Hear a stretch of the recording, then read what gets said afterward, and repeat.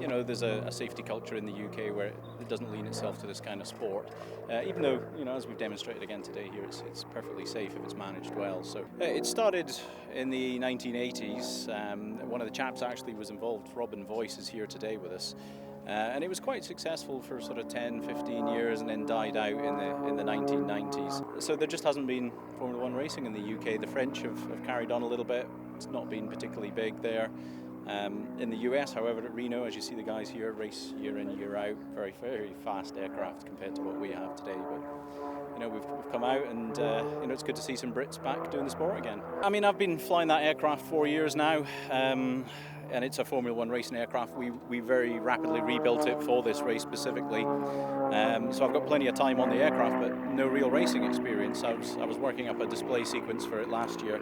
To display the aircraft, that involves a lot of flying down the runway at 50 feet flat out, so you know, the speeds and heights are similar, so there's nothing too unfamiliar there. So coming down here, I basically had to learn the ropes and, you know, demonstrate I was capable of doing it. We have the qualifying process to get our racing licenses, which I've obviously passed, and then we have to prove ourselves on the course, which again we've done today. So it's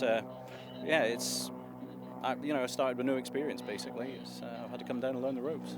Well, the aircraft's a Cassett, as many of them are here, and it was actually flown in the UK. It was raced in the UK in the 80s, quite successfully. It was sponsored by a beer company. I won't name any names, and yeah, it was quite a competitive aircraft. And then it sort of lay in bits for a while, and it was bought by a chap who rebuilt 3 of them and then flew them as a display team around the UK.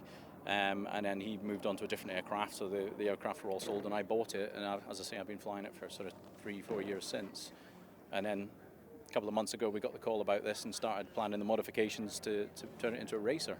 It's pretty exciting. You know, the first couple of days, you kind of think, what am I doing here? This is pretty terrifying. But you learn to get confidence in the guys. The other guys on the course know what they're doing. You know when they're going to turn in. You're all turning in at the same point. You know, everyone's taking similar lines, so you learn to anticipate that and get a bit of confidence that no one's going to do anything stupid. And then, yeah, you start to settle down, and you know, the last 3-4 laps there, once I got clear of the couple of aircraft in front of me, I really, you know, was really settling down and enjoying it. You know, it's great tearing around at these kind of speeds around the pylons.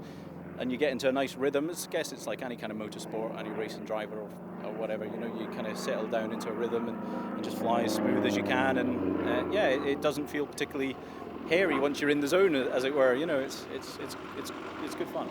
If you can engage with the public, and particularly with the quality of the small cameras we can carry on board now, people can get a sensation of what's going on in the cockpit, the speeds involved. You know, a little bit of excitement, and again, you know, just a little bit of a feel of what's going on. You know, and that's what it needs. You know, rather than just watching us perhaps from over here flying around the pylons, it's what's going on in the cockpit is the real fun stuff, and what's the excitement.